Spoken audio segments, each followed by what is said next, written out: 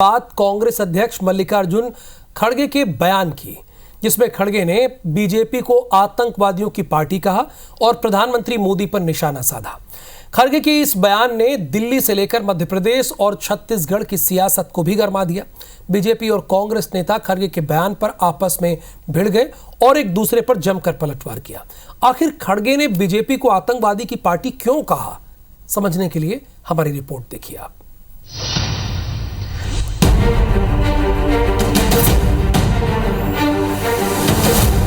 तो जो बुद्धिवादी है प्रोग्रेसिव, उसको अर्बन नक्सल बोलना, उनकी पार्टी टेररिस्ट की पार्टी है।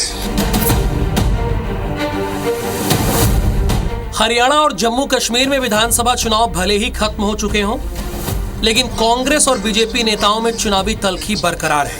नेता एक दूसरे पर लगातार जुबानी तीर छोड़ रहे हैं। प्रधानमंत्री मोदी ने 8 अक्टूबर को चुनावी नतीजों के बाद कांग्रेस को अर्बन नक्सल कहा था, जिससे कांग्रेस अध्यक्ष मल्लिकार्जुन खड़गे आहत हैं और बीजेपी को आतंकवादियों की पार्टी कहकर पलटवार किया है, जिस पर छत्तीसगढ़ के सीएम विष्णुदेव साय ने भी कांग्रेस को देश की राजनीति में अप्रासंगिक बताकर निशाना साधा। तो जो बुद्धिवादी है प्रोग्रेसिव, उसको अर्बन नक्सल बोलना, कांग्रेस है उसको बोलना, ये उनकी आदत है।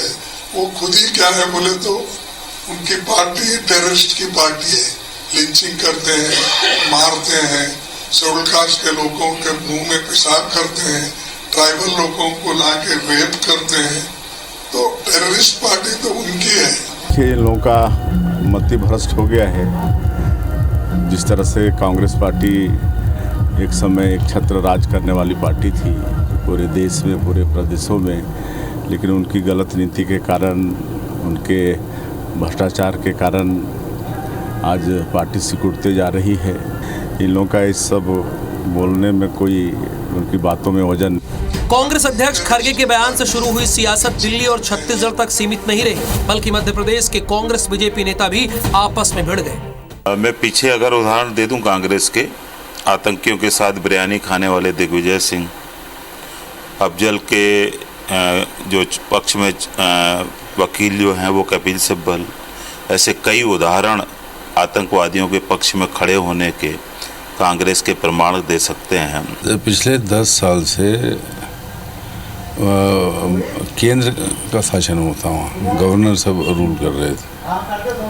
पुलवामा का जो घटना हुई, जो 40 सैनिक मारे गए, और भी एक के बाद एक कई घटनाएं हुई, क्या हुआ उसमें, कौन से एक्शन हुए?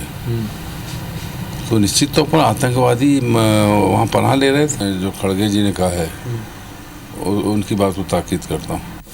कांग्रेस और बीजेपी नेताओं में ये जुबानी तल्खी यहीं खत्म नहीं होने वाली है, बल्कि आगे और बढ़ेगी। असल में हरियाणा और जम्मू कश्मीर के बाद महाराष्ट्र और झारखंड में इसी साल विधानसभा चुनाव है। फिर अगले साल दिल्ली का चुनावी बिसात भी तैयार हो रहा है। कांग्रेस हरियाणा की हार से हताश जरूर है, लेकिन बीजेपी को महाराष्ट्र और झारखंड में वॉकओवर देने के मूड में बिल्कुल नहीं है। Bureau report, IBC 24।